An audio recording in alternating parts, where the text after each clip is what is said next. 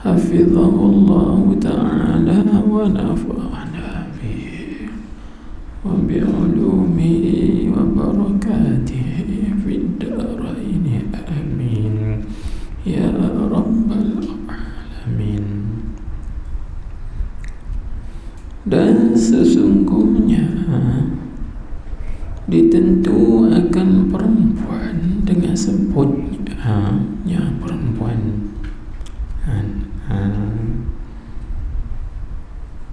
walhal bahwasanya yang perempuan itu telah masuk pada perkataan dunia, supaya beritahunya sallallahu alaihi wasallam akan kita sekalian umat dengan bahwasa perempuan itu ialah fitnah yang amat besar atas lelaki dalam dunia ini. Jadi sambung balik pengajian kita atau risalah ar-rihlah ilallah. Baik.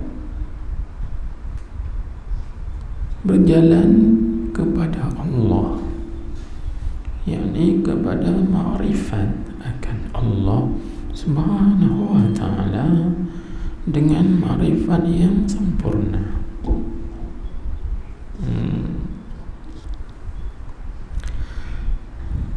Jadi setelah selesai dah kita membincangkan hadis, kemudian kita masuk sikit perkara yang bersangkut dengannya, dan kita pun sudah faham dah maksud ar-rihlah ilallah, iaitu yang diambil daripada perkataan Syekh Ibnu Athaillah, la tarhal min kaunin ila kaunin fatakuna kahimarir raha yasiru. Itu disebut depan tu, walakin irhal minal kaun atau minal akwan ilal mukawwin. Di situlah terbit kataan ar-rihlah ilallah, yang maksudnya ialah ambil daripada ayat Al-Quran, wa anna ila rabbikal muntaha. Ambil situ kan.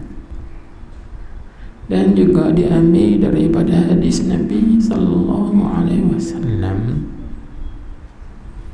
faman kanat hijratuhu ila Allah wa rasulih fa hijratuhu ila Allah wa rasulih. Di situ. Baik. Maka kita tengok dalam hadis Nabi sallallahu alaihi wasallam itu, Nabi kita menyebutkan dua. Pertama, dunia, iaitu pada sabdanya, wa man kana hijratuhu ila dunya yusibuha. Yang kedua, Nabi kita menyebutkan perempuan atau wanita, iaitu pada sabdanya,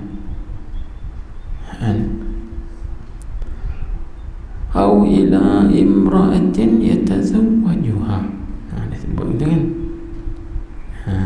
Baik. Jadi timbullah soalan. Apa soalannya? Apa hikmah Nabi ataupun apa sir rahsia Nabi kita Muhammad sallallahu alaihi wasallam menyebut perempuan, sedangkan perempuan itu sudah masuk di dalam kata dunia. Jadi bila sebut dunia itu mencakupi, sebab perkataan dunia itu umum, dipanggil am. Ada perkataan imra'ah itu khas, itu dipanggil ataf khas kepada awim ra'atin yatazawwajuha, dia panggil ataf khas kepada dunia tu. Imra'ah itu perempuan, tapi Abang kata imra'ah itu sebahagian daripada dunia, artinya sudah termasuk dalam perkataan dunia. Tapi tak, Nabi kita berzahirkan, yang disebut pula dengan terus terang. Apa hikmahnya? Ini tengok dia sebut. Dia kata, dan sungguhnya ditentu akan perempuan, tentu dengan sebutnya sebut perempuan, walhal bahwasanya yang perempuan itu telah masuk pada perkataan dunia. Jadi yang ilahnya ditentu tu supaya tu ilat. Bagi kata ditentu akan perempuan dengan sebutnya yang perempuan tu, sebab apa Nabi kita sebut? Supaya beritahunya Nabi sallallahu alaihi wasallam, domainnya tu ke depan dah. Jadi tepat, supaya beritahu olehnya sallallahu alaihi wasallam akan kita sekalian umat ini, beritahu dengan dengan bahawasa perempuan itu ialah fitnah yang amat besar atas lelaki dalam dunia ini. Dan banyak orang lelaki kalah tewas dengan perempuan. Dan banyak orang lelaki kalah dan juga tewas dengan tipu daya perempuan. Sebab apa? Sebab tipu daya perempuan ini lebih besar daripada tipu daya syaitan. Tipu daya syaitan pun tak kuat. Tengok dalam Al-Quran, Allah Ta'ala berfirman, dan Tuhan kata apa? Inna kaida syaitani kana dha'ifa, dalam surah An-Nisa ayat 76. Allah Ta'ala sebut inna kaida syaitani kana dha'ifa, maksudnya sesungguhnya tipu daya syaitan itu adalah ia lemah, yakni tidak kuat. Tetapi tipu daya perempuan dia kuat. Tengok dalam Al-Quran surah Yusuf ayat 28, Allah Ta'ala berfirman inna kaidakunna azim, sesungguhnya tipu daya wanita itu azim, besar, hebat.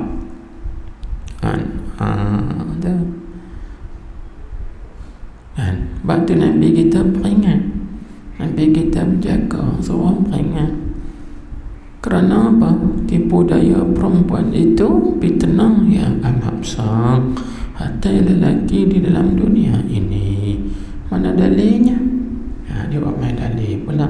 Seperti barang yang pada sabdanya sallallahu alaihi wasallam, ma taraktu ba'di fitnatan hiya adarru 'ala ar-rijal minan nisa, muttafaqun alaih. Hadis sahih riwayat Imam Bukhari dan juga Imam Muslim, dibagi muttafaqun alaih, diittifaqkan hadis ini, yakni ittafaqul Bukhari wa Muslim fi riwayat hadzal hadis, yakni telah ittifaq oleh Imam Bukhari dan juga Imam Muslim pada meriwayatkan hadis ini. Apa artinya?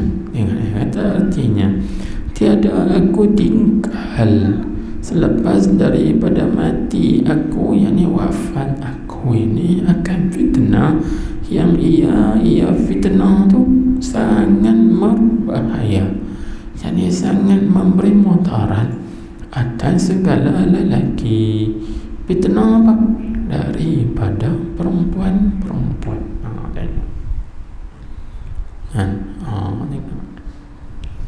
Jadi tak payahlah kita terang dan juga kita urai masalah ini. Kita nampak kan berlaku di luar sana, di kampung, di bandar. Itu lebih-lebih lagi lah di bandar kan, di bandar metropolitan, semuanya fitnah perempuan. Ada orang laki-laki, banyak orang laki-laki terjerumus dalam maksiat, ialah sebabnya wanita perempuan. Allahu Akbar. Nanti kita akan baca dalam hadis tajsim atraful hadis, Nabi kata, aku tengok kebanyakan isi neraka dihuni oleh perempuan. Na'udzubillah min zalik. Baik, itu satu ilat. Kenapa Nabi kita menyebut imra'atin dalam hadisnya, sabdaannya itu? Satu alasan, kerana Nabi kita nak memperingatkan kita agar berhati-hati, berwaspada dengan wanita, kerana tipu helangnya itu sangat berbahaya. Belum tentu kita tengok pakaiannya salihah, dia salihah, belum tentu.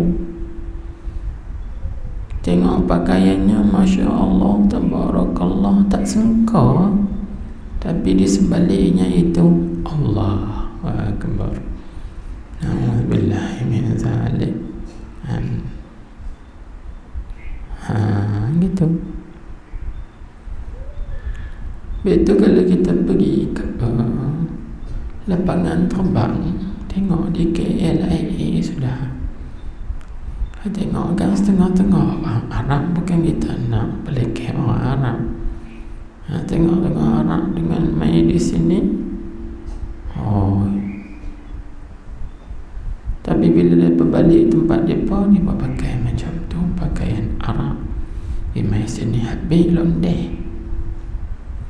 Lepas tu kadang-kadang kita nampak pergi di Mekah, dalam Mekah sendiri, di luar tu dengan jilbab, dengan niqab, tapi dalamnya selok jin. Selok jin. Inilah dia panggil fitnah. Sebab tu Allah Subhanahu wa ta'ala, dia tidak pandang zahir, dia tengok hati.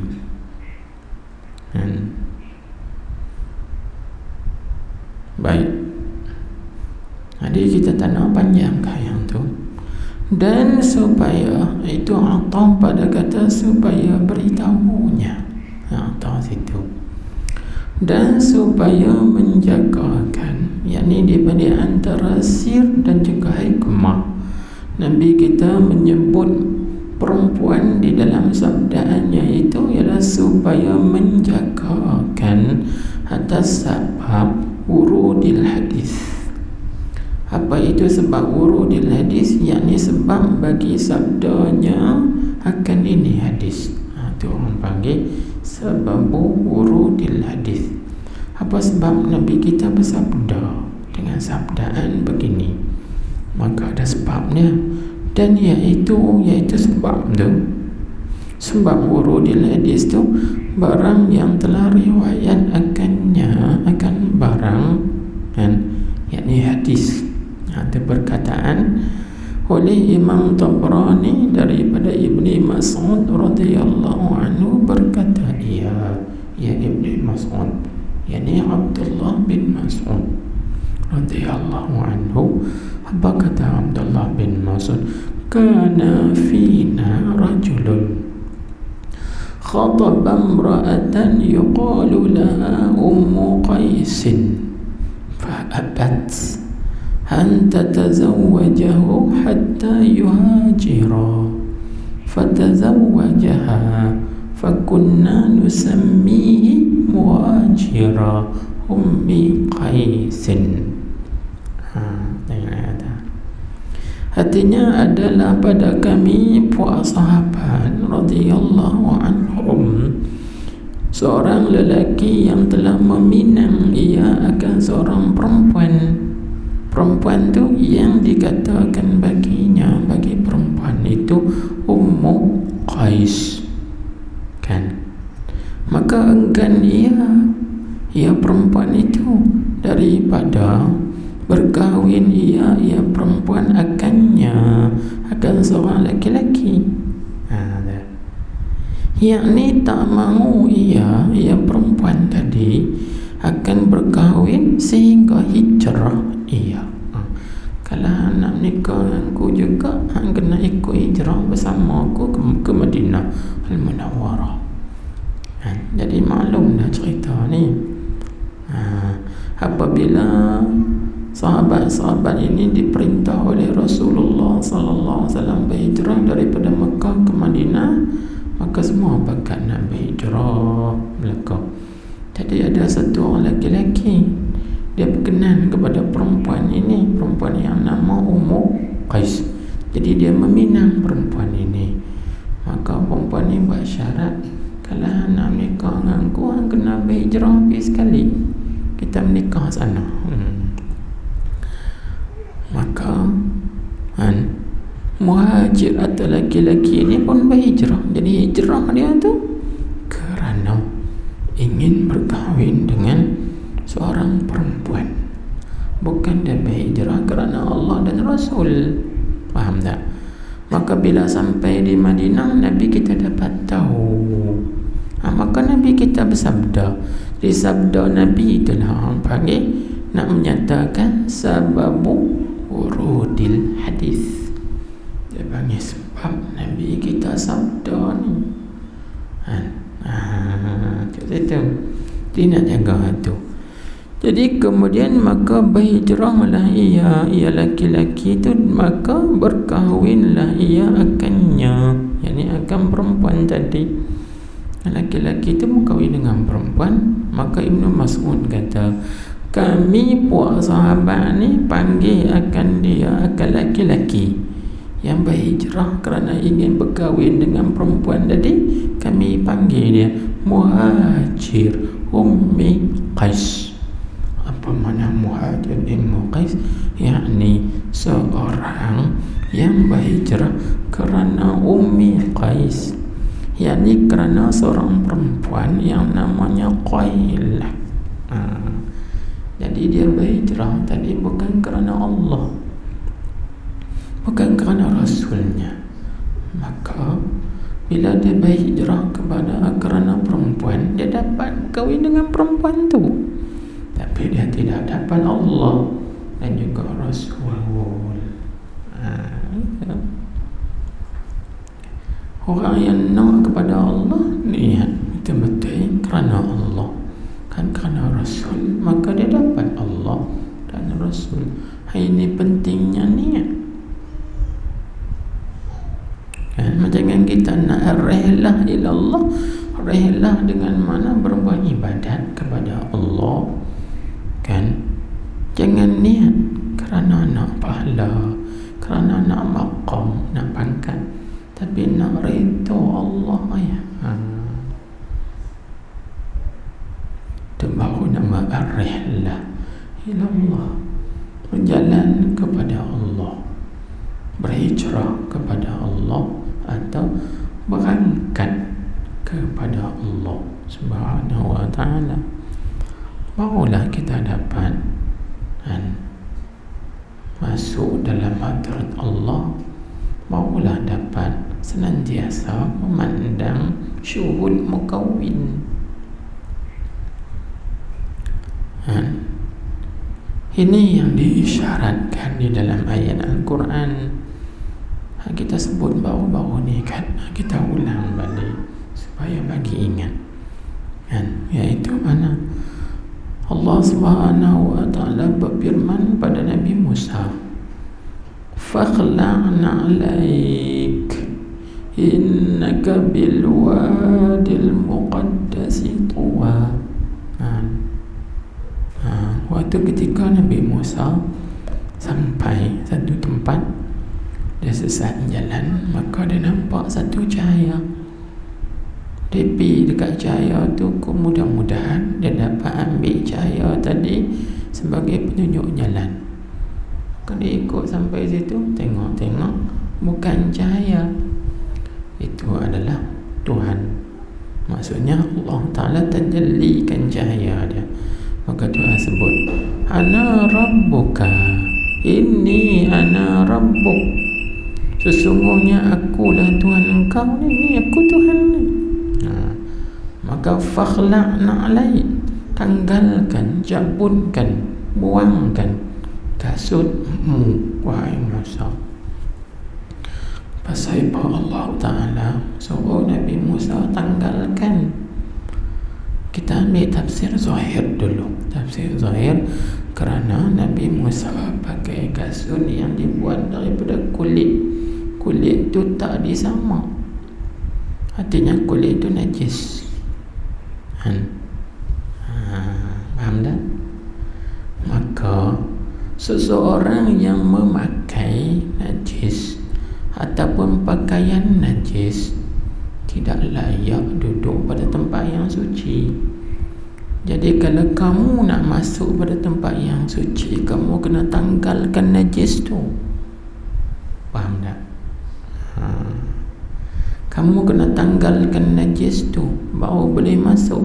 Sebab tu Tuhan kata, fakhla'na alai fa innaka bil wadil muqaddas itu, kerana engkau sekarang berada di wadi yang suci yang bernama Tuwa. Tuwa tu nama wadi itu, lembah yang suci. Jadi nak masuk ataupun nak keberadaan di dalam wadi ini, mesti engkau tu kena suci, bersih. Kena tanggal kasut, pasal kasut engkau tu najis. Kasut engkau tu najis. Jadi tempat ni suci, nak masuk tempat suci kena tanggal yang najis. Jangan kita lah kan, kita nak masuk ke dalam masjid. Masjid ni tempat suci, kena cabut kasut di luar. Tak boleh pakai kasut di dalam masjid, sebab kasut kita najis. Kasut kita pijak tai ayam, tai kucing, tai lembu, najis lah pijak-pijak di luar tu kan. Boleh tak masuk pakai kasut sekali dalam masjid? Tak boleh. Jadi nak masuk dalam masjid kena ikhlaq na'lain, kena tanggal, kena buang, kena cabut kasut tak di luar, baru boleh masuk dalam masjid. Gitu juga. Itu tafsir zahir. Maka di sini ulama sufi mereka mengambil secara tafsir sufi isyari kan, muqaddas tua itu ibarat hadrat Allah, itu ibarat hadratillah al-qudsiyah, dia panggil hadrat Allah Ta'ala yang suci.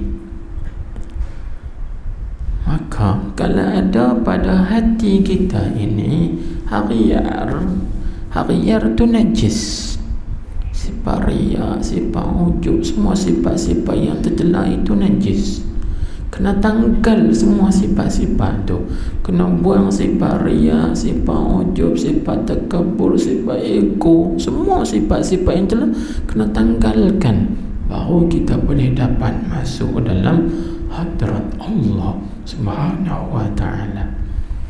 Ini makna ikhlaq na'laik, tanggalkan dua kausmu, yakni kasut sepatumu. Baik. Dan juga ditafsirkan oleh ulama sufi, untuk orang nak sampai kepada Allah, maka dia kena tanggalkan dunia dan akhirat. Batu ulama sufi tafsirkan ikhla'in na'lain dengan makna iza aradta an tadkhula hadratina fakhla'il kaunain an qalbika tasil ila hadratina.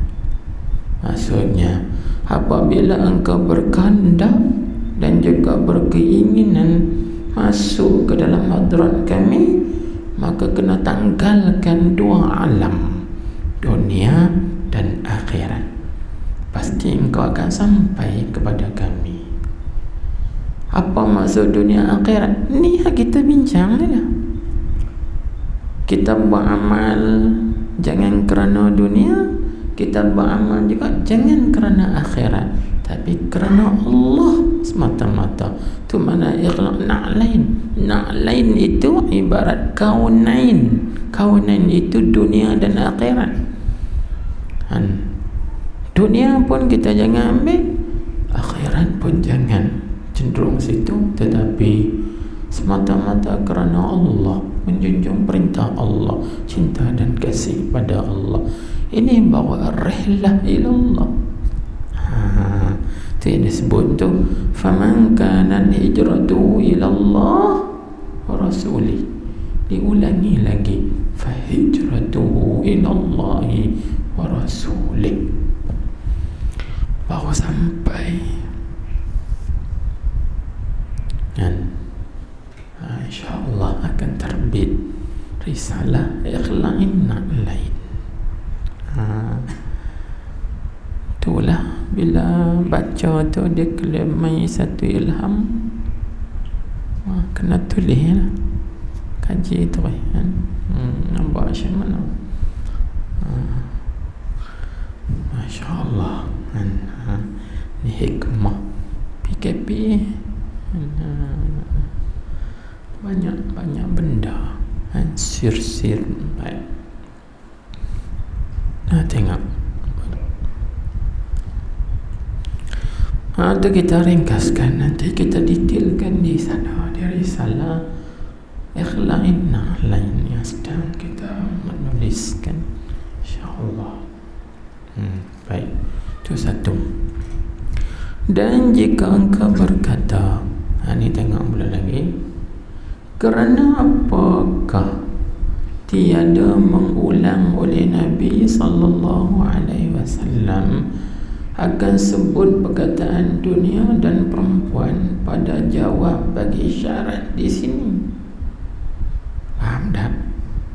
Faham tak? Okey, tengok. Dalam hadis Nabi sebutkan, faman kanat hijratuhu ila Allah wa rasulih fa hijratuhu ila Allah wa rasulih. Nabi kita ulang, fa hijratuhu ila Allah wa rasulih. Okey, hak tu selesai. Soalannya sekarang dua otak ni, wa man kanat hijratuhu ila dunya yusibuha aw imra'atin yatazawwajuha. Kenapa Nabi kita tak ulang fa hijratuhu ila dunya aw imra'atin, tapi Nabi sebut fa hijratu ila ma hajara ilai. Itu timbul soalan, kerana apakah tiada mengulang oleh Nabi sallallahu alaihi wasallam akan sebut kataan dunia dan perempuan pada jawab bagi syarat di sini. Mana jawab syarat? Fa hijratu ila ma hajara ilaih. Itu jawab bagi syarat. Sebab fa tu jawab bagi wa man kanat hijratu ila dunya aw yusibuha aw imra'atin yatazawwajuha. Fa itu fa tu jawab bagi syarat. Mana syarat ni? Man kanat hijratu itu. Itu syarat. Kenapa tidak diulangi fa hijratu ila dunya aw ila imra'atin? Nabi tak kata gitu. Tapi Nabi sebut fa hijratu ila ma hajara ilaih. Timbul soalan, kerana apakah tiada mengulang oleh Nabi sallallahu alaihi wasallam akan sebut perkataan dunia dan perempuan pada jawab bagi syarat di sini, sebagaimana telah mengulang ya Nabi sallallahu alaihi wasallam akan sebut Allah dan Rasul pada jawab bagi syarat yang telah lalu di sana. Di sana tu hatang faman kanat hijratuhu ila Allah wa rasul fahijratuhu ila Allah wa rasul. Itu Nabi kita ulangi. Hadis ini Nabi tak ulang.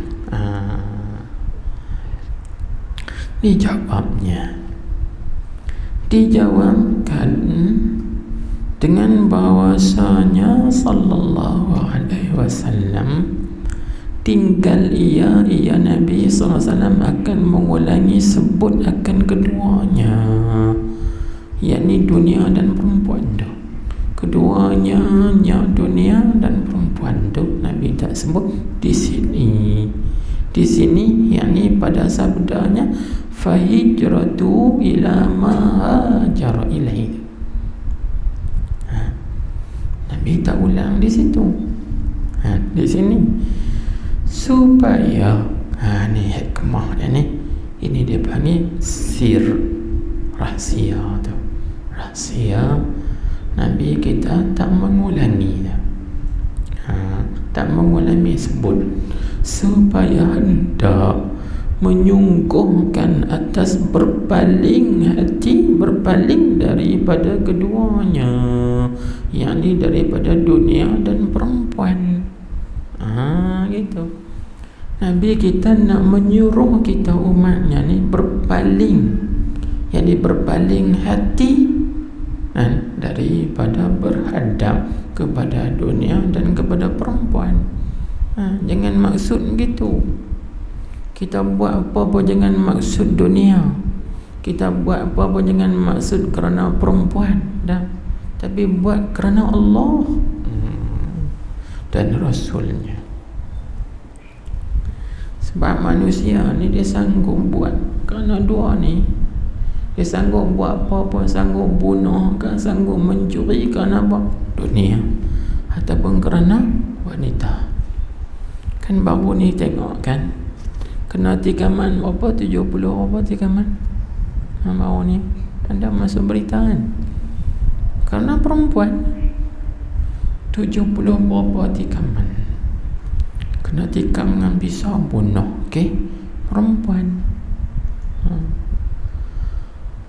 Jangan tu. Sebab tu Nabi kita jaga beringat, tipu daya depa ni besar. Tipu daya depa ni aman bahaya, amat besar, fitnah yang amat besar. Jadi kita jangan berhadap dan kena berpaling daripada dunia dan juga daripada perempuan. Maksud berpaling, paling apa? Hati. Itu tengok kata berpaling hati. Bukan makna kita berpaling jasad. Jasad kita pergi buat kerja dunia. Sebab kita nak cari nafkah anak isteri kan, kena buat kerja. Orang yang kerja cari nafkah, berniaga dia berniaga, yang motong getah dia motong getah, yang buat benang dia buat benang, yang jual buah dia jual buah. Bila itu beradab dengan jasad, tapi hati jangan beradab di situ. Hati beradab kepada Allah. Itu disebut tu berpaling hati daripada keduanya, yakni dunia dan wanita, yakni perempuan. Dan tiada membesar dengan pekerjaan kedua-duanya. Jangan duk besar kerja dunia dan juga kerja perempuan. Kata kita duk besar lagi dia pun naik tu, jangan. Di situ kan, tu satu iklan dia. Dan supaya ni Allah pada kata supaya hendak tadi ni, itu yang kedua pula. Dan supaya menjagakan atas bahawasa tinggal sebut akan keduanya, yakni sebut dunia dan perempuan itu lebih melampau pada tegak, jadi lebih mubalaghah, bersangatan. Melampau ni maksudnya lebih mubalaghah atau lebih bersangatan pada tegah, yakni Rasulullah menegah daripada qasad dan mau akan keduanya, yakni dunia dan perempuan. Jangan kita duk qasad, kita buat sesuatu kerana dunia. Nabi kita larang tegah melampaui mubalaghah fil man'i, melampaui pada mencegah, menegah. Jangan buat sesuatu kerana dunia, jangan buat sesuatu semata-mata kerana wanita. Yang gitu. Macam orang tengah cinta dah, demi cintaku padamu, ambil kapak belah dada aku. Betul kan? Dia sanggup buat belah dada kerana cinta. Cerdik ke? Nak kata apa? Orang kata itu pepatah. Nak abang kata cinta dia sangat mendalam. Betul lah. Buat apa ambil kapak belah dada?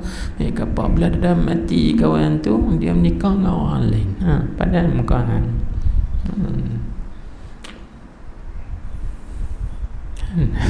Situ. Demi cinta kepadamu, lautan api sanggup kerenangi. Betul kan? Cuba ambil api rokok, tengok cek sikit kat tapak tangan, tengok rasa tahan ke tak? Tak tahan. Tapi itulah, abang kata kerana perempuan sanggup kena tikam 70 tikaman lebih. Tak apa, betul tu. Ini fitnah memang. Jadi Nabi kita memperingatkan, jaga-jagalah, peringatlah, berhati-hatilah bersangatan. Itu yang disebut tu dalam hadis ni. Baik. Maka kita tidak menafikan ada perempuan yang membantu, yang menolong kita. Tengok kan seperti isteri-isteri Rasulullah sallallahu alaihi wasallam yang patut kita contohi, seperti Sayyidina Khadijah Al-Kubra, banyak membantu dakwah Rasulullah sallallahu alaihi wasallam. Sayyidatina Aisyah radhiyallahu anha juga banyak membantu Rasulullah sallallahu alaihi wasallam dalam usaha dakwahnya. Begitu juga dengan isteri-isterinya yang lain. Jadi kita tak nafikan perempuan juga membantu, tapi perempuan yang bagaimana? Perempuan yang salihah. Waktu Nabi kita bersabda, ad-dunya kulluha mata'un. Dunia itu semuanya adalah mata benda. Wa khairu mata'id dunya al-mar'atu salihatu. Sebaik-baik mata benda dunia itu ialah wanita yang salihah. Lagu mana wanita yang salihah? Maksudnya wanita yang salihah adalah wanita yang taat dan patuh, takut pada Allah. Dia takut pada Tuhannya, dia taat dan patuh kepada suaminya, dan dia taat dan patuh dan berbakti kepada dua ibu bapaknya. Itu wanita yang salihah. Ini yang akan membantu kita, menolong kita. Kalau yang bukan macam tu, bukan membantu tapi membantut kan perjalanan, sila-sila membuntukan pikiran kita, kerana semua kita nak ikut dia belakang.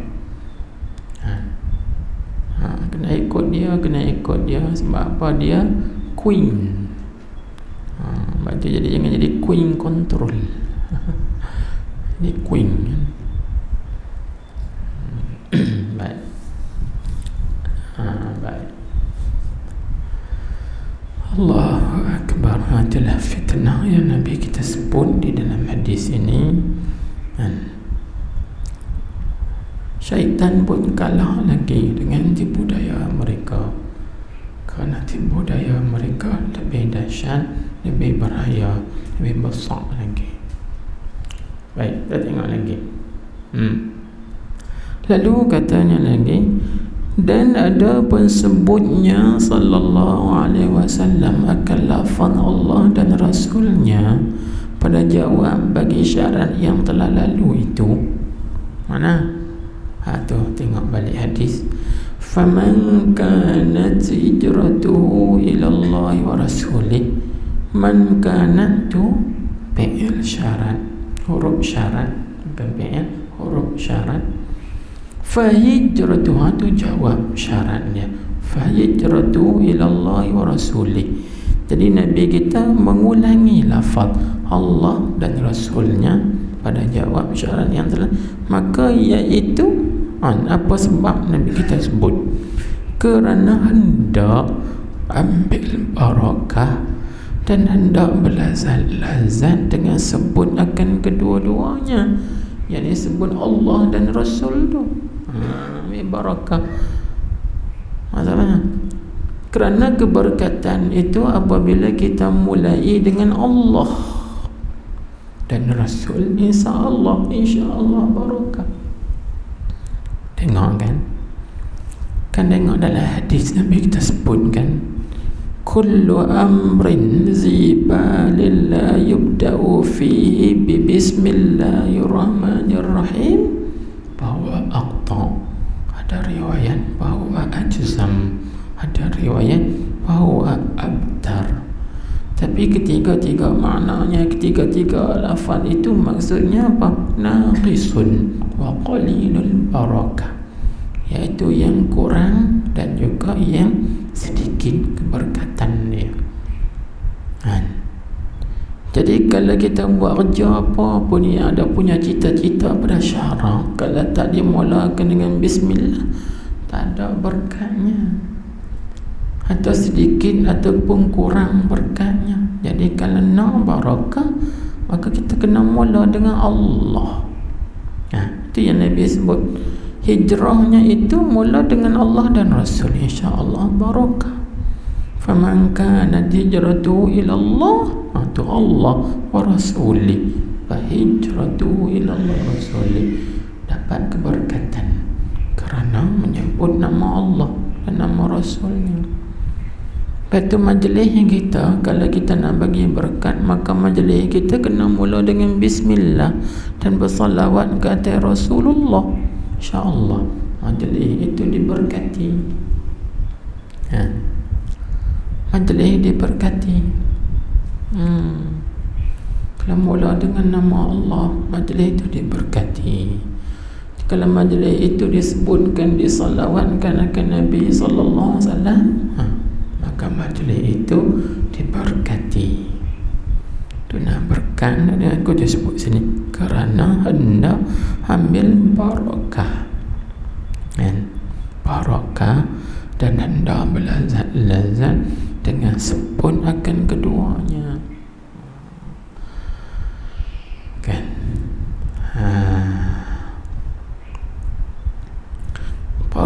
Barakah ni maknanya apa? Support.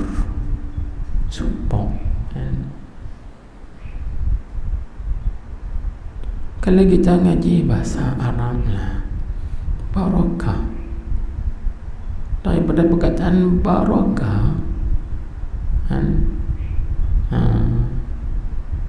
barakah ni tu yang kita panggil birkah. Birkah tu sama, birkah tu dipanggil ayat kolam, jangan tasik kan. Tasik itu kita panggil birkah. Tengok apabila dalam kolam tu dia ada ayam, cuba tengok di keliling dia rumput-rumput, pokok-pokok, subang tak? Subang. Dari segi bahasa barakah ni maknanya an-nama, mana kesuburan, subang. Cuba kita tengok kan di tepi tasik, dalam tasik itu kan ada ayam. Semua di tepi-tepi tasik itu tumbuh-tumbuhan, rumput, rampai, lalang, pokok-pokok, semua tumbuh dengan subur. Kerana apa? Mereka dapat air daripada tasik tadi. Itu barakah. Macam tu, itu maksud barakah. Mana nak mengembangkan lagi kesuburan. Bila tempat itu berkat, dikembangkan lagi keberkatan tadi, kesuburan tadi mengembang. Kita panggil barakah. Barakah tu.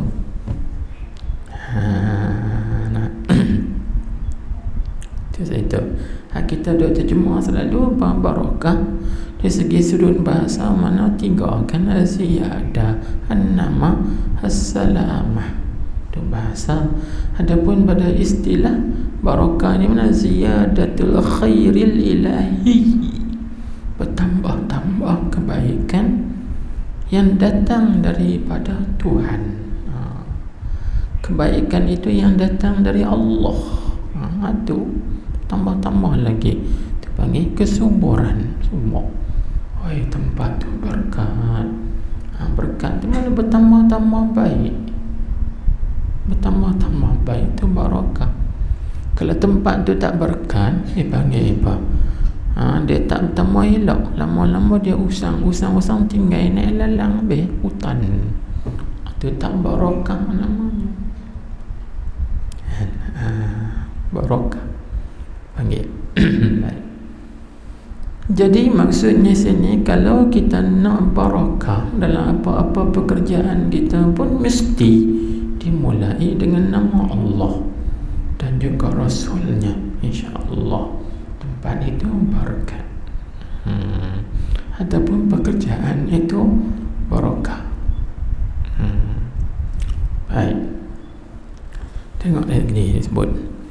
Dan berkata Al-Imamul Allamah Zainuddin Muhammad Abdul Rauf Al-Munawi rahimahullahu ta'ala, dia kata, dan sungguhnya telah menjaga oleh Nabi sallallahu alaihi wasallam dengan sebutkan dunia dan perempuan itu atas keji dan celah, berteguh dengan keduanya, yakni perempuan dan dunia dan perempuan, serta kemewahan nafsu dan bekerja atas nafsu. Di situ itu yang disebut tadi. Maka makna hijrah kepada Allah dan Rasulnya itu apa maksud? Pindah dan tinggalkan daripada segala akuan kepada mukawwin. Dia urai lagi, yakni tiada bergantung hati dengan segala kejadian Tuhan, dan hanya berhadap ia hati kepada Tuhan yang menjadinya segala kejadian tadi. Dan makna hijrah kepada barang yang telah hijrah kepadanya itu dengan makna apa? Iaitu kita tafsirkan, Nabi sebut fahijratuhu ila ma hajara ilaih.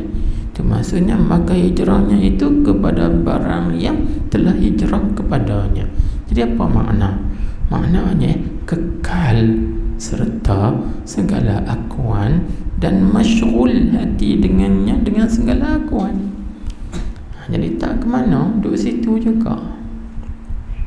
Ya Syekh disebut la tarhal min kaunin ila kaunin fatakuna kahimarir raha yasiru. Kamu jangan berpindah daripada kaun kepada kaun. Kalau kamu berpindah daripada kaun kepada kaun, maka kamu itu jadi seperti binatang keldai pengisak tepung. Dia mula berjalan di situ, patah balik ke situ, jadi tak ke mana. Itu maksud namanya kekal serta segala akuan dan masyghul hati dengannya, dengan segala akuan.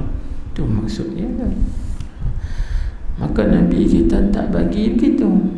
Nabi kita suruh tinggalkan akuan, kita berpindah kepada mukawwin.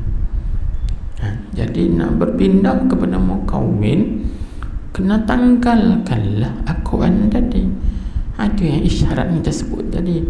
Nak masuk ke hadrat Tuhan, kena tanggalkan kaun, kena tanggalkan na'lain, dua kasut. Nak masuk ke masjid, kena tanggalkan kasut di luar masjid. baru boleh masuk. Kerana kasut tu najis, tidak boleh masuk pada tempat yang suci. Begitu juga seorang murid, kalau betul-betul dia nak dapat sir gurunya, dia kena tawaduk di bawah guru dia, tak boleh meninggi diri, kena tangkal sifat ego dia tu. Walaupun dia pangkat, tuan-tuan, dia ada pangkat datuk kan, tapi bila dia nak guru, dia kena tangkal pangkat datuk dia tu. Itu kan kita tengok kan di Mesir, tengok Mesir kan? Contohnya seperti Dr. Yusri mengajar, ataupun bagi Dr. Ali Jumaah mengajar, dua atas kursi mengajar kan? Tengok Habib Ali Jufri pun pergi duduk di situ, duduk depan dia mengaji dekat Syekh Ali Jumaah. Pasal apa? Sebab Habib Ali Jufri dia menanggalkan keegoan Habib dia tu, boleh duduk. Kalau dia tak tanggal, kata aku Habib, aku alim dah, takkan aku nak pergi duduk depan Dr. Ali Jumaah. Dr. Ali Jumaah dia bukan Habib. Aku Habib, keturunan Rasulullah, ada darah Rasulullah mengalir dalam badan aku, takkan aku nak pergi mengaji dekat dia. Tapi tengok, dia tanggalkan orang panggil pangkat Habib dia, atau pangkat apa lagi, dia duduk di situ, baru boleh. Kita macam tu, selagi kita tak tanggalkan ego kita kan, nak duduk dalam majlis ilmu, jangan haraplah boleh masuk dalam hadrat yang suci. Kerana hadrat yang suci tidak boleh masuk di dalamnya melainkan yang suci. Faham tak? Faham tak? Ni kena faham ni. Nak kena faham ni. Jadi nak rihlah ilallah, kena tanggalkan kesemuanya, tanggal dunia dan akhirat, baru boleh dapat berjalan menuju kepada Allah. Maksud tanggal hati kita tu, jangan berpegang. Bukan tak mau dunia, fahamnya. Lagi tangannya, aku tak mau rumah, aku tak mau kereta, aku tak mau, sudah nak duduk tak mana. Tak boleh lah. Hati kita tu jangan beradab, jangan bergantung sikit pun pada dunia, walaupun kita duduk dalam dunia. Tu situ maksud dia. Allah Akbar. Inilah pelajaran ini kan, habuan masing-masing, bukan ke semua orang boleh kan, ke semua orang boleh. Baik, maka kita tengok lagi disebut ni ringkas ya. Maka ada pada hadis ini, hadis yang kita baca adalah faman kanat hijratuhu ila Allah wa rasulih fa hijratuhu ila Allah wa rasulih, sampai habis hadis tu yang Nabi kita sabdakan. Dia panggil talwih. Apa itu talwih? Yakni isyarat. Kan itu satu makna. Talwih maknanya isyarat. Isyarat tu mana menunjuk. Al-isyarah maknanya ad-dilalah ala sabilil khafa.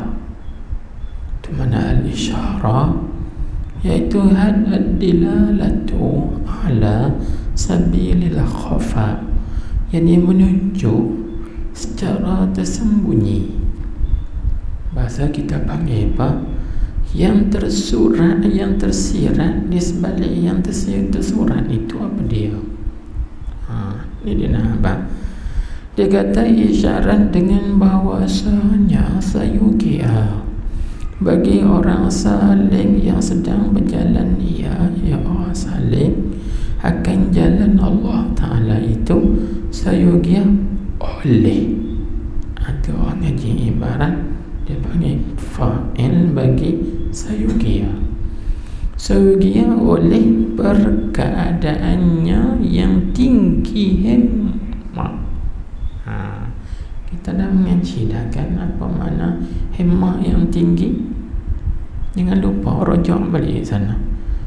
Himmah yang tinggi, mana himmah kita hanya kepada Allah ya, tidak berpaling kepada yang lain. hanya kepada Allah saja itu menerima yang tinggi. Dan cita saling tadi mesti tinggi.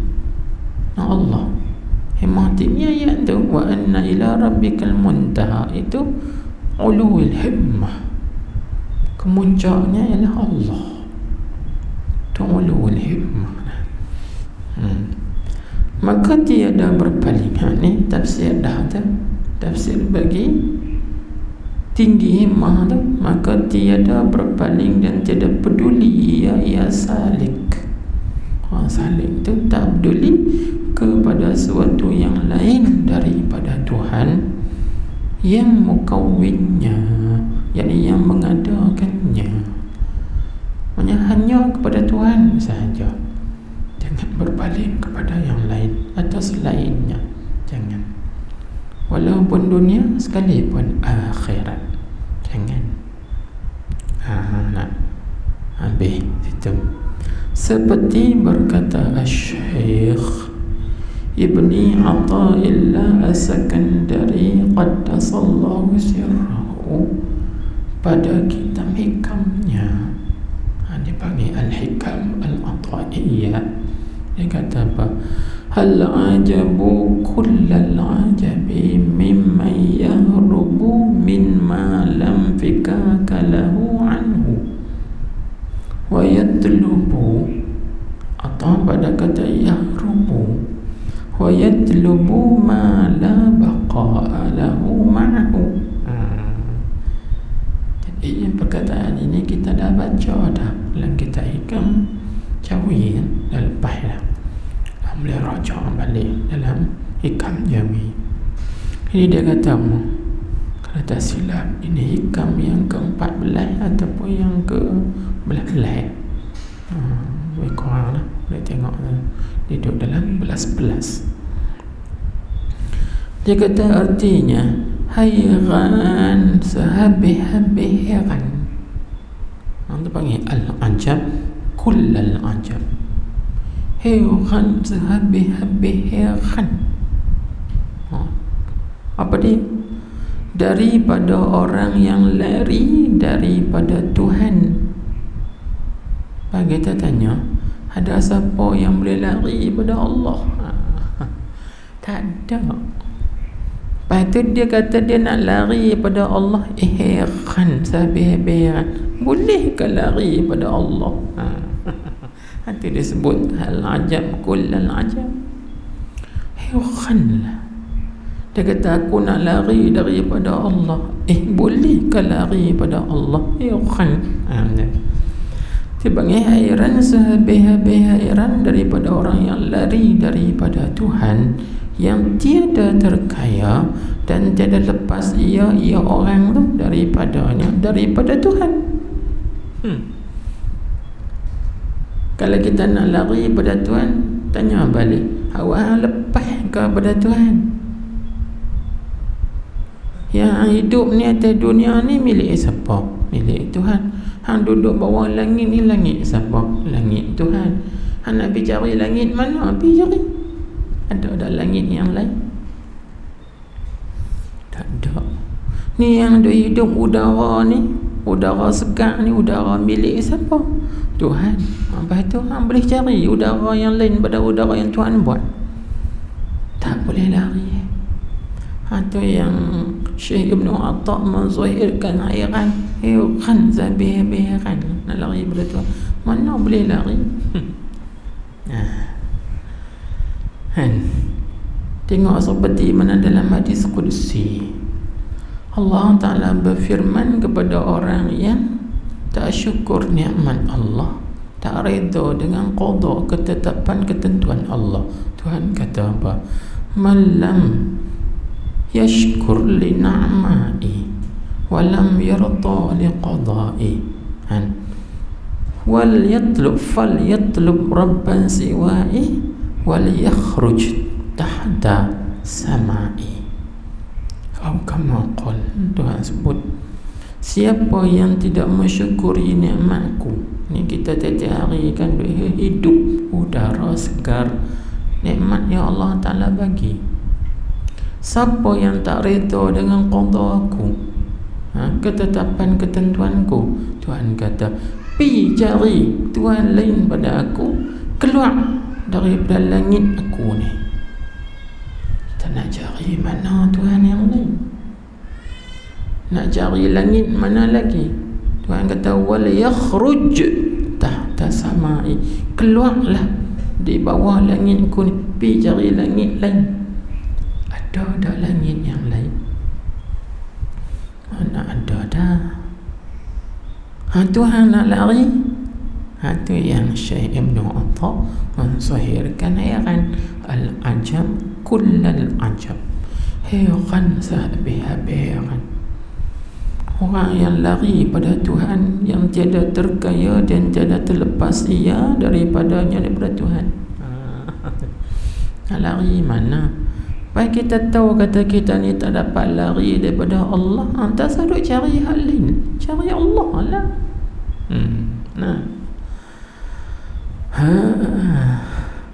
Kalau kita kata nak lari daripada kerajaan, hukum kerajaan, boleh lari. Contohnya kita salah dalam kerajaan Malaysia, kita boleh lari duduk di kerajaan Thailand, lepaslah kita, terkayalah kita.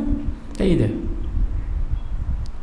Contohnya kita bunuh orang kan di Malaysia ni, orang nak bunuh kita balik, kita lari masuk Siam, lepaslah kita. Mereka nak cari ke mana, tak boleh cari dah. Siam lagi luas kan, 83 negeri, kita baru 13, 70 gitu. Luas lagi, nak cari tak jumpa. Tapi kita boleh lari dah daripada kerajaan Allah. Tak boleh lari, tak boleh lepas. Inilah nak lari mana? Tak boleh.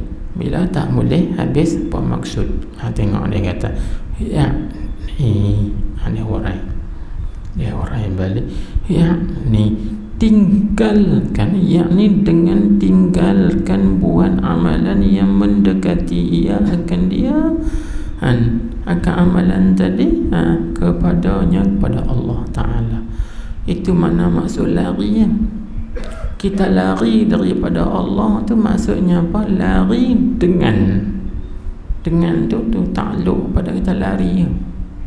Dia nak tafsir yakni tu dia nak tafsir dengan makna kata lari daripada Tuhan. Lari itu dengan apa? Lari dengan tinggal buat amalan yang mendekati ia amalan akan dia, yakni akan orang tu kepadanya Ta'ala. Hang nak lari pada Tuhan, engkau tak mau buat amalan yang mendekatkan pada Tuhan, itu maksud lari pada Tuhan. Nak lari mana? Lepas tu dan tuntut atau cari ia orang lari tadi ni akan barang yang tidak ada kekalnya barang serta Tuhan. Apa dia? Yakni dunia dan semua barang yang lain daripada Tuhan, semua tak kekal. Cari hak tu. Ni pun begitu ya. Kita buat amal tak mau nak cari Allah, tapi kita buat amal nak cari syurga. Syurga tu lain pada Allah. Faham tak? Boleh ke lari daripada Allah? Tak boleh. Contohnya ni yang kita bincang ni hak orang atas lah. Jangan kata kalau gitu kita salah ke buat amal kerana nak syurga. Tak salah. Kamu orang peringkat apa? Kamu peringkat orang awam, tak salah. Tapi peringkat orang atas tu salah. Kalau kamu beramal, kamu lari pada Tuhan untuk mendekatkan pada Tuhan, kamu nak pada syurga atau balasan syurga, itu salah. Itu orang atas, orang dekat dengan Allah Subhanahu Wa Taala. Faham tak? Jangan kita kata kali selama ni kami buat tak kena dah. Tengok tahap kita. Tahap kita orang awam kena dah. Tapi orang atas kita buat lagu tu panggil salah adab kita dengan Tuhan. Jadi kita ni takkan nak duduk tahap tu ya. Kena hijrah lah bagi naik ke tahap yang lebih tinggi.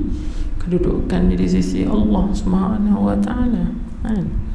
Seperti mana kita hidup dalam dunia ni, takkan ada pangkat tu ya, tak nak pangkat. Kita pun nak naik pangkat juga, naik pangkat. Kalau di dunia tu nak lagu tu, pasal apa? Hak di sisi Allah kita tak mau naik pangkat kita. Kan? Pangkat orang awam takkan ada sampai awam sampai ke mati. Naiklah pangkat orang khawas sikit, orang istimewa sikit, yang terpilih sikit. Kan? Siapa macam yang kita ada mengaji tauhid awam, ya.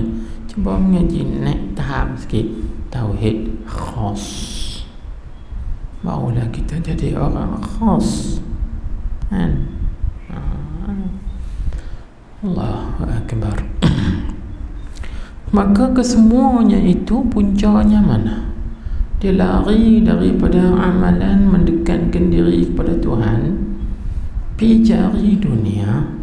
Semuanya itu punca daripada apa? Tengok Syekh, dia nak menghuraikan sebab dan punca. Orang yang lari daripada Allah Ta'ala pergi cari benda lain ni, فإنها لا تعمى الأبصار ولكن تعمى القلوب التي في الصدور. Itu dalam betul bagi sikit. فإنها لا تعمى الأبصار ولكن تعمى القلوب التي في الصدور. Bagi itu absar. Dalam surah Al-Hajj 46 dia ambil ayat ini, dia kata maka bahawasanya yang mana? Yang sebab tadi tiada buta segala mata kepala. Itu bukan buta mata di kepala, tetapi buta segala mata hati yang ada di dalam dada-dada. Tu ya. Jadi orang yang buta mata hati, dia bukan nak cari Allah, tapi dia cari yang lain pada Allah. Itu mudah cakap kan. Orang yang tidak buta mata hati, bahkan jelek mata hatinya, dia tak nak cari yang lain, dia nak cari Allah ya. Itu mudah cakap.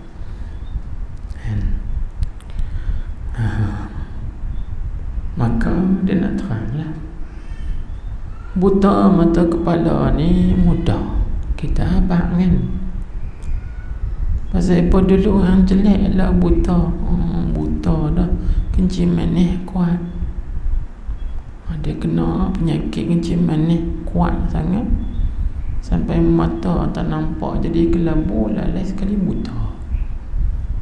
Itu panggil sebab buta mata kepala. Ataupun pasal apa buta mata kepala? Accident ke? Bawa motor, bawa kereta, accident, kaca masuk dalam mata, buta. Atau pecah habis, berbola mata, buta. Itu panggil buta mata kepala, sebab-sebabnya. Tapi buta mata hati, apa punca dia? Ini kita nak terangkan.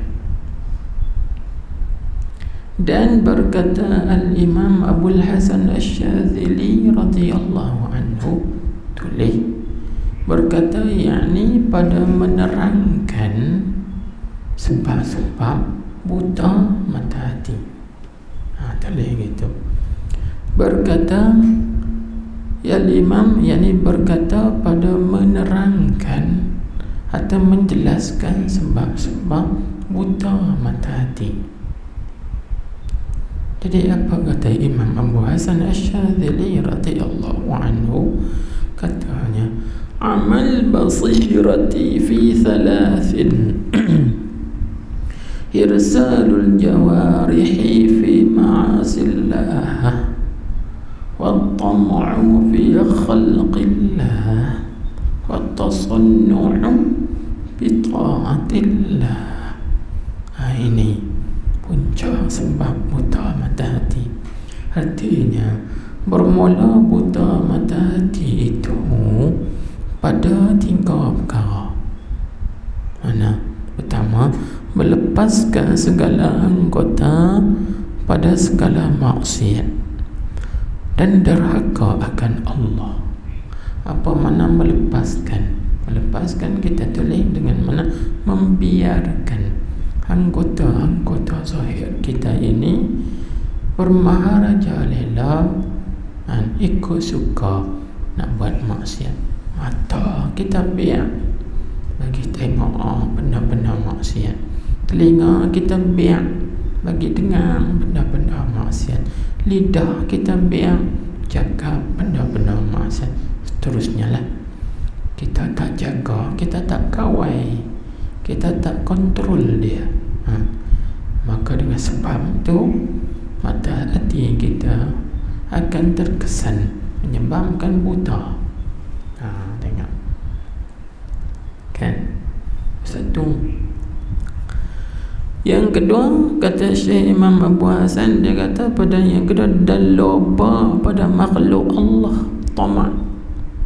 Loba pada makhluk Allah ini tamak harta-harta yang ada di tangan orang lain. Oh, tengok dia tu kaya, aku nak berkawan dengan dia, aku boleh tumpang kekayaan dia. Oh, tengok dia tu duit banyak, harta banyak, aku boleh berkawan dengan dia, nanti aku boleh tumpang duit dia, harta dia. Itu mana ada sifat tamak dalam hati kepada makhluk dan kekayaan orang, harta benda orang dan sebagainya. Itu situ. Itu juga menyebabkan hati seorang, mata hati seorang itu buta.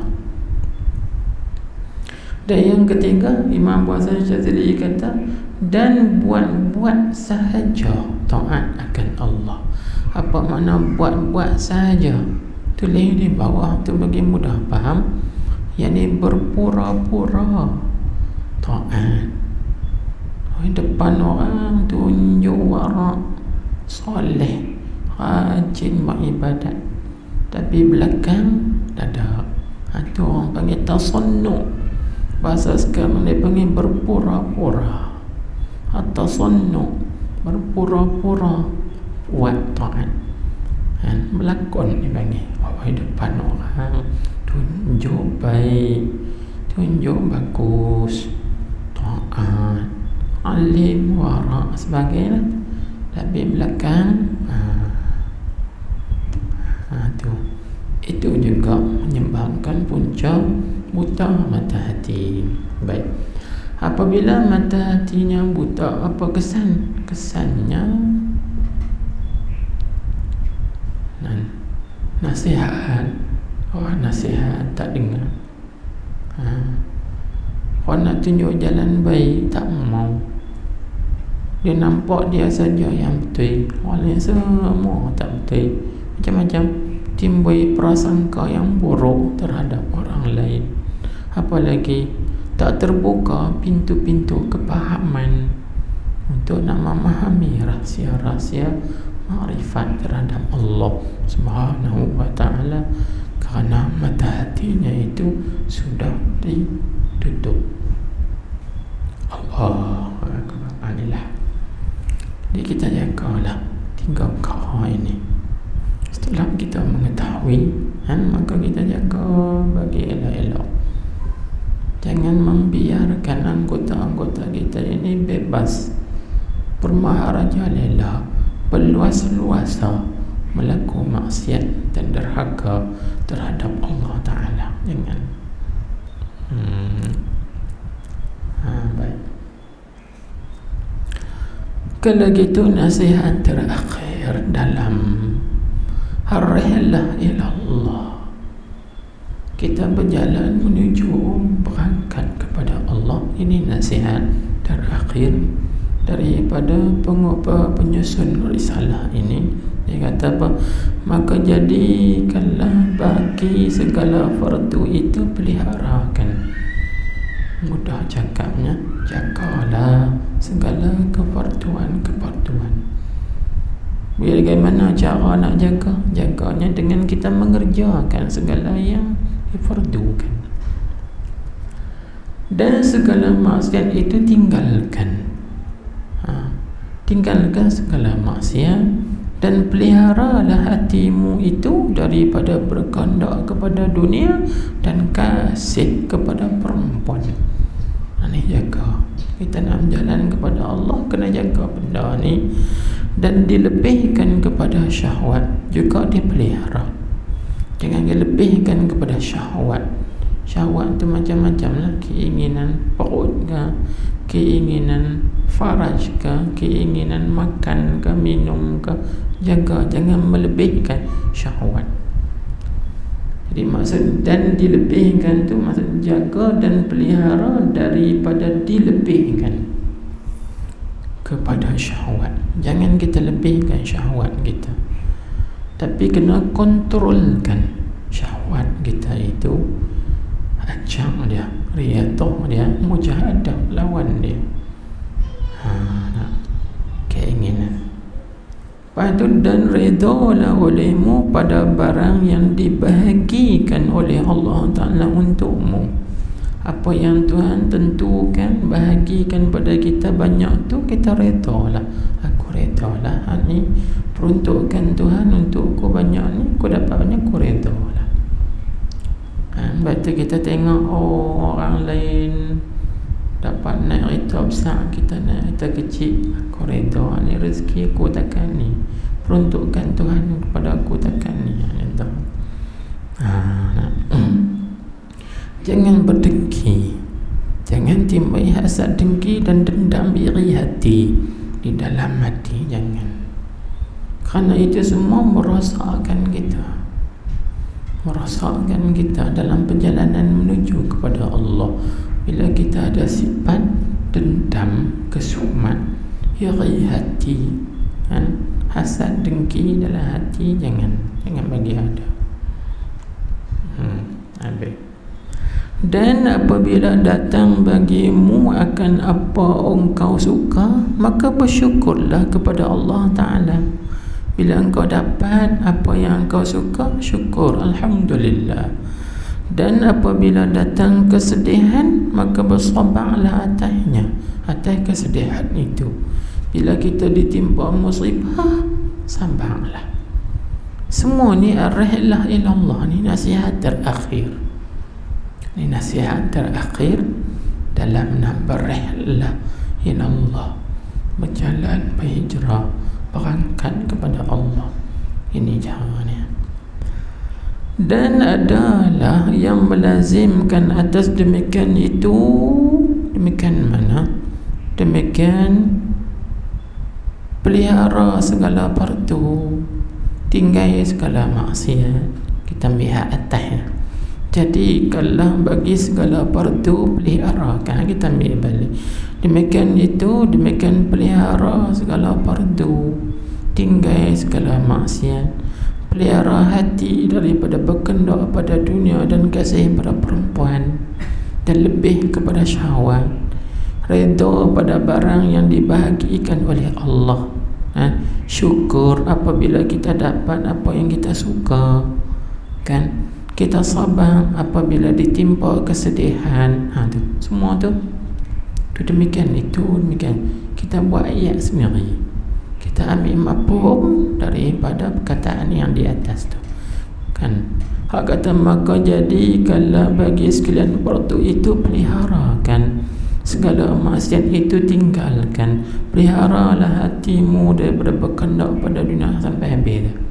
Jadi kita ambil al-mazkur yang tersebut daripada pelihara segala fardu, tinggal segala maksiat, pelihara hati daripada berkendak pada dunia dan perempuan, dan lebih pada syahwat, redha pada barang yang dibahagikan oleh Allah, sabar, syukur apabila dapat apa yang kita suka, sabar di atas apabila ditimpa kesedihan. Semua tu, semua tu bagi nak dapat benda tu, kita kena buat 4 perkara.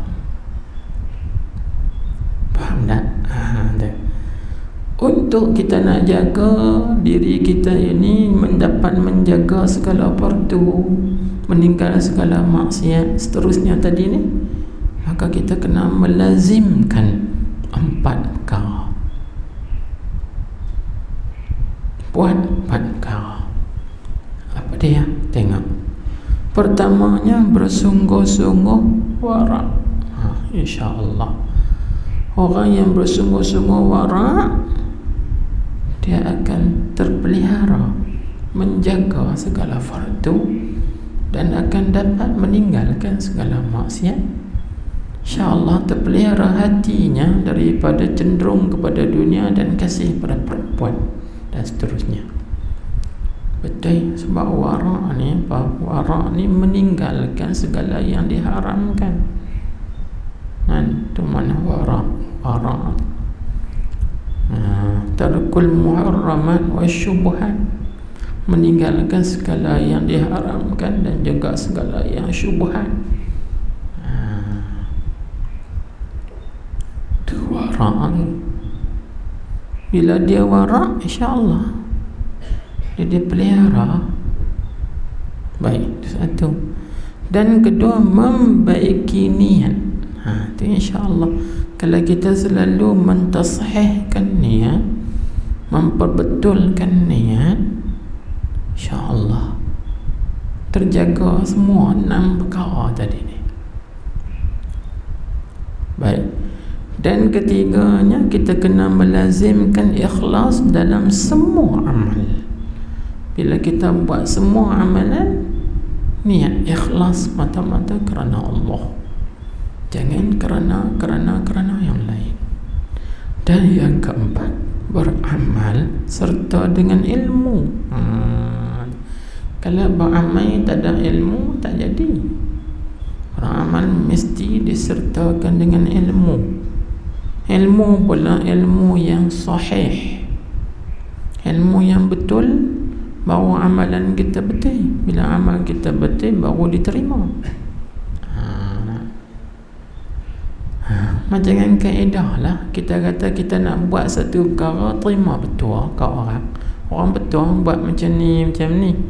Tapi orang yang bagi betul tu betul tak betul. Bila kita buat mengikut betul yang tak betul, jadi tak betul. Bila tak betul, jadi ubat tak jadi ubat. Sebaliknya boleh jadi penyakit. Sebab tu nak terima betul, bagi betul-betul. Kalau kita buat betul, insyaAllah baru manfaat dan ada faedah. Ya kita. Baik. Ni orang buat ubat begini-begini pakai apa sakit lagi ni? Sepatutnya ubat tu lega nak. Adat lah. Lega. Ni kuih pertama teruk lagi sakit ni. Lepas tu tanya, hang terima betul? Terima dah. Lagu mana dia betul? Betul lagu ni. Lah, betul tu tak betul je. Pasal tu tak lega. Nah, pasal itu tak lega. Terima betul tak betul. Macam tu juga ilmu. Bila kita terima, kita ambil ilmu daripada orang yang salah, orang yang tak betul ilmunya, tak sahih ilmunya, maka kita beramal tak kena. Bila tak kena, tidak diterima. Baik, kita kena tulis. Dia panggil beramal berserta dengan ilmu, kita tulis. Iaitu ilmu yang sahih, ilmu yang betul. Barulah amalan kita betul. Bila betul, baru diterima. Ya gitu. Habis. Dan tiada sempurna bagimu oleh sekalian itu. Sekalian mana? Sekalian 4 perkara tadi. Mana? Bersungguh-sungguh wara', membaiki niat, ikhlas dalam semua amalan, beramal serta dengan ilmu yang betul, ilmu yang sahih, tak sempurna, melainkan dengan bersahabat dengan kawan yang saleh.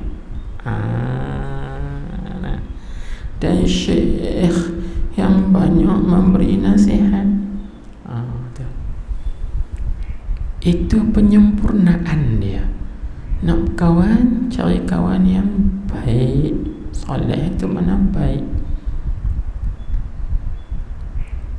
Baik pada pandangan syarak lah, bukan baik pada pandangan mata adat.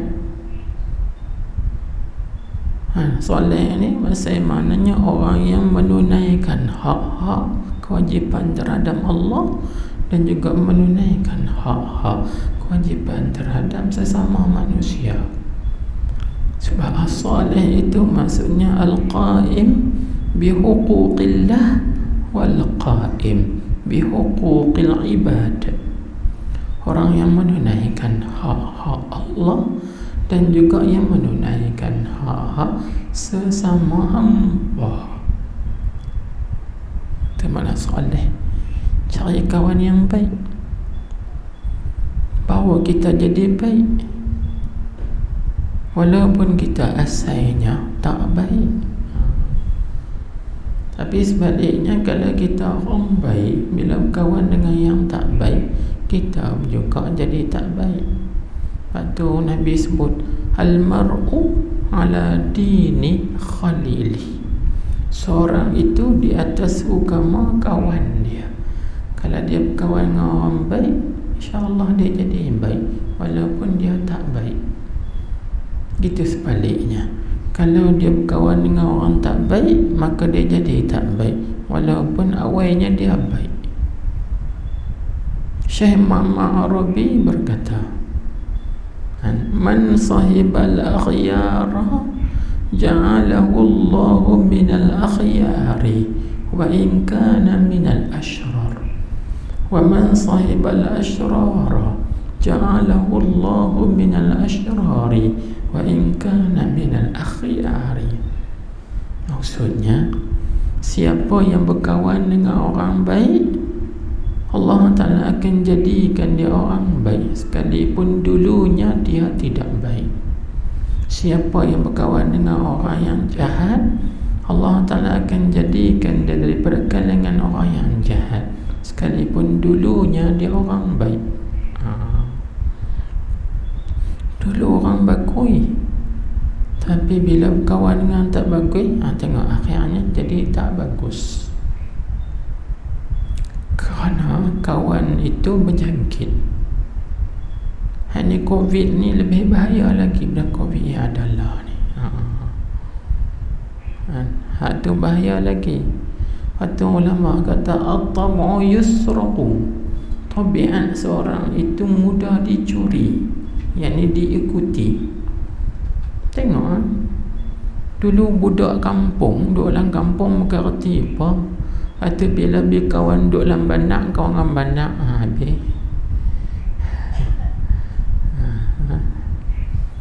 Tengok orang-orang kampung kita dulu duduk kampung kan, duduk kerja kampung, tak tahu apa, tak tahu lah nak bebas-bebas. Lepas tu bila pergi kerja duduk di bandak, kawan dengan orang bandak,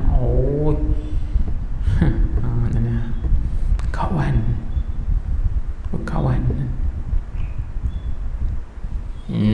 Itulah.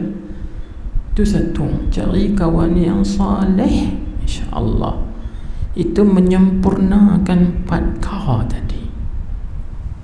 Yang kedua, kita kena bersahabat, berkawan juga dengan syekh, yakni guru yang banyak memberi nasihat.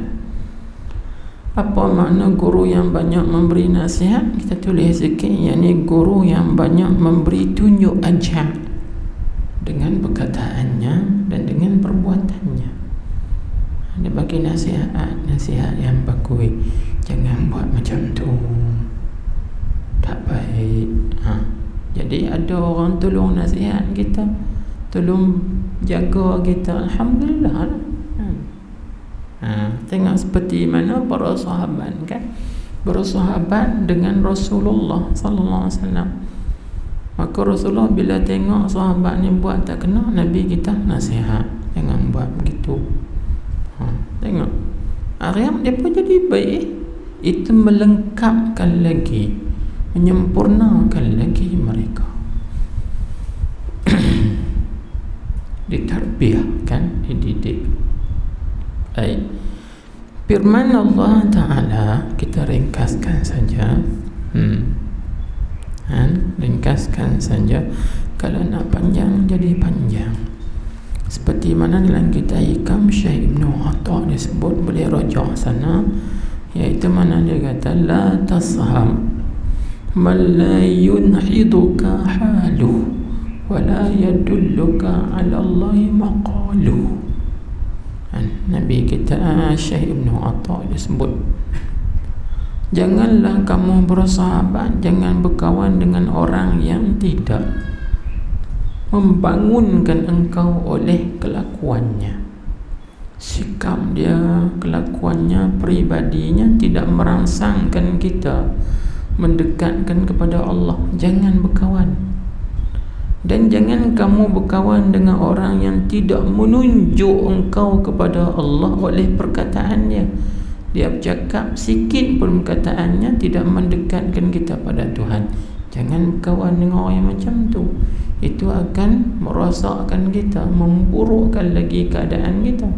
Tapi kita kena berkawan dengan orang yang sifatnya, akhlaknya, perilakunya, keadaan dirinya merangsangkan kita untuk mengingati Allah, mendekatkan kepada Allah. Perkataannya pula perkataan yang mendorong kita mendekatkan kepada Allah. Cari kawan yang macam tu. Tu orang panggil dalam adabus suhbah, dipanggil adab-adab bersahabat. Syekh Ibn Atta dia cakap lah hikam gitu, la tashab man la yunhiduka haluhu wa la yadulluka ala Allahi maqaluhu. Engkau jangan berkawan akan orang yang tiada merangsangkan engkau oleh keadaan dirinya, dan orang yang tidak menunjukkan engkau kepada Allah oleh perkataannya. Jangan. Cari kawan yang sifat dia, akhlak dia, keadaan dirinya merangsang kita untuk mendekat kepada Allah. Cari kawan yang bila dia bercakap, kataan dia tu mengajar kita, memimpin kita dekat kepada Allah. Cari kawan yang macam tu. Baik, banyak lagi kan dia sebut. Tengok dalilnya firman Allah Ta'ala, ya ayyuhalladzina amanu taqullaha wa kunu ma'as sadiqin. At-Taubah ayat 119. Artinya, wahai orang-orang yang beriman, bertakwalah sekalian kamu pada Allah Ta'ala, dan hendaklah kamu berada bersama-sama orang-orang yang benar, iaitu kunu wa kunu ma'as sadiqin. Inilah yang kita sebut ma'iyah ni, kun ma'a man kana ma'allah ni. Hadis di bawah tu, hadis ni lah yang kita antaranya kita tulis kitab kun ma'allah tu, kita baca. Dan dengan ayat tu, hendaklah kamu berada bersama-sama orang-orang yang benar. Ini dia panggil suhbah. Dalam suhbah itu tarbiyah. Dalam bersahabat tu, dalam bersahabat berkawan tu, dia panggil ada tarbiyah. Sebab itu kalau kita pilih kawan yang mentarbiah kita, mendekatkan pada Tuhan, selamat lah. Tapi kalau kita salah pilih kawan, dia tarbiah juga, tapi tarbiah ke arah buruk. Faham tak? Tarbiah ke arah buruk. Sebab tu Tuhan sebut ma'as sadiqin, lawannya kadzibin. As-sadiqin lawannya kadzibin. Hendaklah kamu berada bersama dengan orang yang benar. Jangan duduk bersama dengan orang pembohong, pendusta, ataupun bahasa sekarang panggil putar belik ke ulak liang, apa ulak ayam apa lagi, sebut seumpamanya. Jangan. Kalau kita duduk begitu, jadi kita pun terikut dengan dia juga. Habis. Jadi berkawan dengan orang yang benar, insya-Allah kita dapat kebenaran itu. Baik. Dan sabda Nabi sallallahu alaihi wasallam. Ini kita ringkas ni. Dia panjang, nanti kita sana. Kita bawa juga kataan ini dalam kitab Kun Ma'allah di banyak sana, insyaAllah. Kun ma'allah wa illam takun fakun ma'a man kana ma'allah fa innahu yusiluka ilallah in kunta ma'ahu. Akhrajahu As-Sahrawardi. Imam As-Sahrawardi ini anak murid Syekh Abdul Qadir Al-Jailani. Dia kan kitab dia banyak. Antara kitabnya ialah Awariful Ma'arif, 2 jilid yang terbaik, bagus kita tu. Tapi dia bukan cerita tasawuf bawah-bawah ni, dia cerita bab maqam hal, atas-atas tu kita Awariful Ma'arif. Tu situ. Tapi hadis ni yang dia riwayat dalam kitabnya yang nama Khazinatul Asrar. Kalau nak tulis lah, akhrajahu As-Sahrawardi. Imam Sahrawardi ni dia riwayat hadis ni dalam kitabnya yang nama Khazinatul Asrar.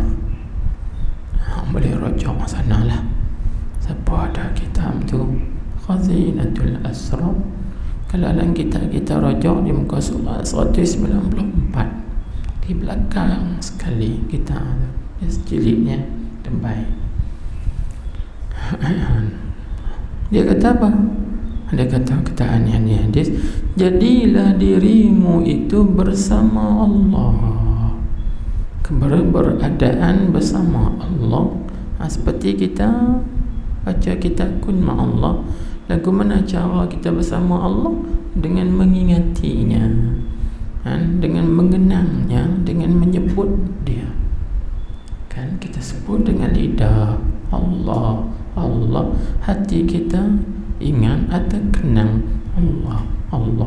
Itu kebersamaan dengan Allah. Ingat Tuhan, ingat Tuhan. Baik. Itu kalau kita mampu. Kalau kita tak mampu, ada jalan lain tak kita nak bersama dengan Allah? Tengok Nabi sebut. Dan jika tiada, yakni kalau kamu tak mampu untuk keberadaan bersama Allah, maka jadikanlah dirimu itu bersama dengan orang yang telah bersama dengan Allah. Siapa dia? Murabbi, mursyid, syekh, nasih, syekh yang banyak memberi nasihat, orang saleh, ulama-ulama rabbaniyin, arifin, ataupun yang alim rabbani. Duduk dengan mereka. Jangan duduk dengan fuqaha. Fuqaha nak. Fuqaha dia tak masuk dalam ulama rabbani. Fuqaha ni orang yang pandai hukum. Kan cari dalam ulama-ulama rabbani, arifin, murabbi, mursyid, semua duduk macam tu dengan mereka. InsyaAllah bila kita duduk dengan mereka, apa kesan? Apa kesan? Tengok dalam satu hadis Nabi SAW meriwayatkan daripada hadis daripada Ibnu Abbas radhiyallahu anhuma. Ibnu Abbas bertanya kepada Nabi, ya Rasulullah, ayyu julasa'ina khairun? Siapakah orang yang kami nak duduk sekali dengan mereka menjadi kebaikan? Ayyu julasa'ina khairun? Siapakah orang-orang yang kami nak duduk sekali? Artinya apabila kami duduk sekali dengan mereka, kami dapat kebaikan. Nabi kita bersabda, man zakkarakum billahi ru'yatuhu wa zada fi ilmikum mantiquhu wa zakkarakum bil akhirati amaluhu. Hadis riwayat Imam Ahmad, Imam Malik dengan sanad yang sahih, dan juga Ibnu Hibban. Kan Ciri-ciri orang yang kita nak duduk sekali dengan mereka ni diberitahu oleh baginda Rasulullah sallallahu alaihi wasallam. Jadi kita duduk macam ni, mana duduk dengan orang yang man zakkarakum billahi ru'yatuhu, iaitu orang yang kita terjemah bahasa mudah. Kalau terjemah harfiahnya gini, orang yang mengingatkan akan kamu kepada Allah oleh melihatnya. Lagu mana? Bahasa mudahnya, orang tu bila kita tengok dia ya, kita terus ingat Tuhan.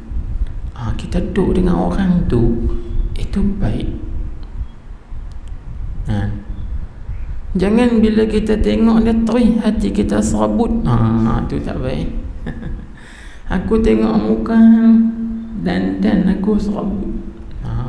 Tu jangan duduk tu.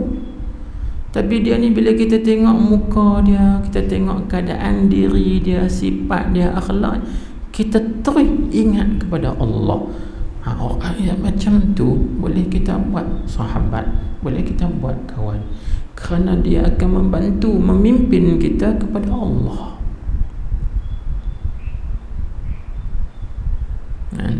Kepada Allah. Ataupun bahasa mudah cakap ni, bila kita tengok dia, kita serabut tadi terus jadi tenang. Aku tadi serabut macam-macam masalah, tapi bila aku tengok wajah muka, tenang terus. Tu ciri orang yang boleh kita berkawan.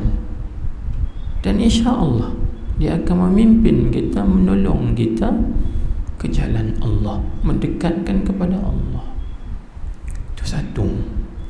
Yang kedua, Nabi sebut dalam hadis, Nabi kata, man zada wa zada fi ilmikum mantiquhu, orang yang menambahkan ilmu kamu apabila dia bercakap. Orang yang bila dia bercakap, perkataan-perkataan yang dititipkan, yang dicakapkan itu menambahkan ilmu kita, menambahkan pengetahuan kita. Orang ni yang patut kita bersahabat, berkawan, kan? Bila dia bercakap, cakapan dia tu emas, mutiara, permata, semua bernilai berharga, tak ada yang sia-sia. Orang tu yang patut kita berkawan, kan? Bila dia bercakap, menambahkan lagi keimanan kita kepada Allah. Bila dia bercakap, cakapan dia tu menjadi asbab bagi menambah, kuatkan lagi keyakinan kita kepada Allah. Itu yang patut kita kawan, sahabat dengan dia. InsyaAllah kita boleh sampai kepada Allah. Dan yang ketiga, Nabi sebut, wa man zakkarakum bil akhirati amaluh, orang yang mengingatkan kamu kepada akhirat oleh amalan-amalannya. Bahasa mudah cakap, bila kita tengok amalan dia, amalan harian dia, terus kita teringat kepada akhirat. Apa maksud? Tengok amalan dia buat amal ibadat, berzikir, maka kita tengok, Allah, bila dia buat, kita teringat ke akhirat, bukan teringat ke dunia.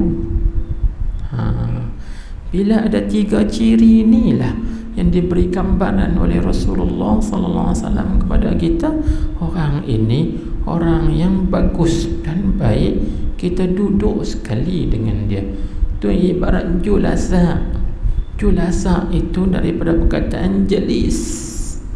Jalis ni orang mengaji tak macam dengan jalisun. Kalau jalisun duduk, tapi jalis ni dia panggil apa? Duduk sekali. Lepas tu dia timbul daripada perkataan jalasa yujalisu mujalasa, musyarakah bainal ithnain. Orang mengaji saraf, kan? Dia musyarakah bainal ithnain, mana kita kena duduk sekali. Duduk sekali dengan dia. Itu suhbah. Dalam suhbah itu tarbiyah. Tak kira sama ada dia tarbiyah mengenai perkataan dia, Dia bercakap, maka menambah ilmu kita, menambah yakin kita, iman kita. Ataupun dia terbiah melalui perbuatan dia, akhlak dia, itu juga mengingatkan kita pada akhirat. Inilah yang Nabi sebut ni. Jika tiada, maka jadikanlah dirimu itu bersama dengan orang yang telah bersama dengan Allah. Siapa tu? Itulah kita sebut tadi, ulama-ulama kerohanian, ulama-ulama sufi, rabbani, arifin, murabbi, mursyid yang muktabar, kan? Mereka inilah duduk dengan mereka, dengan ahli-ahli rohani, ulama-ulama kerohanian yang menguasai, yang beramal dengan ilmu kerohanian. InsyaAllah bila kita duduk dengan mereka, apa yang kita dapat ni Nabi sebut, kerana bahwasanya ia duduk bersama dengan orang yang telah bersama dengan Allah itu boleh menyampaikan engkau kepada Allah jika engkau bersama dengannya, dengan orang yang telah bersama dengan Allah. Nah, inilah ibarat daripada suhbah, bersahabat dengan syekh yang banyak memberi tunjuk ajar dengan perkataannya atau dengan perbuatannya ataupun dengan kedua-dua sekali, ataupun bahasa yang duduk dengan orang yang boleh menunjuk kita ke jalan Allah dan membimbingi kita, mengasuh kita ke jalan Allah. InsyaAllah kita sampai kepada Allah. Baik, itulah nasihat terakhir daripada risalah Ar-Rihlah ilallah. Kalau kita nak berhijrah, nak berangkat atau nak jalan kepada Allah, ikutlah tip-tip ini, insya-Allah sampai. Sebab tip-tip ini ialah diambil daripada orang yang telah melalui proses-proses ini, yang berpengalaman dalam perjalanan ini, maka mereka sampai. InsyaAllah bila kita ikut tip-tip ni, insyaAllah dipersampaikan oleh Allah Ta'ala kepada hadratnya dan dapat masuk di dalamnya. Baik, wallahu a'lam wa sallallahu ala sayyidina Muhammadin wa ala alihi wa sahbihi wa sallam. Habis dah kitab kita risalah Ar-Rihlah ilallah. Mudah-mudahan kita dapat mengambil manfaat daripada risalah ini untuk kita menjadikan bekalan kita menuju mencari redha Allah Subhanahu wa ta'ala. Mudah-mudahan Allah Ta'ala beri hidayah, taufik, inayah, pertolongannya dapat kita melakukan semua apa yang kita pelajari ini, insya-Allah, dengan rahmat Allah dan juga dengan kemegahan, kemuliaan Rasulullah sallallahu alaihi wasallam kita bertawassul, insya-Allah. Hasbiyallah wa ni'mal wakil, wa la hawla wa la quwwata illa billahil aliyyil azim. Wa sallallahu ala sayyidina Muhammadin wa ala alihi wa sahbihi wa sallam. Amin ya rabbal alamin. Tamatlah risalah kita.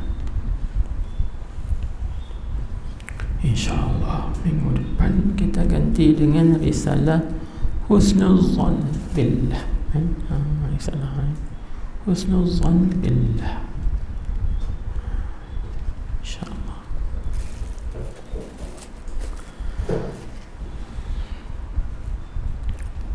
Subhanakallahumma wa bihamdik, asyhadu an la ilaha illa ant, astaghfiruka wa atubu ilaik. Allahumma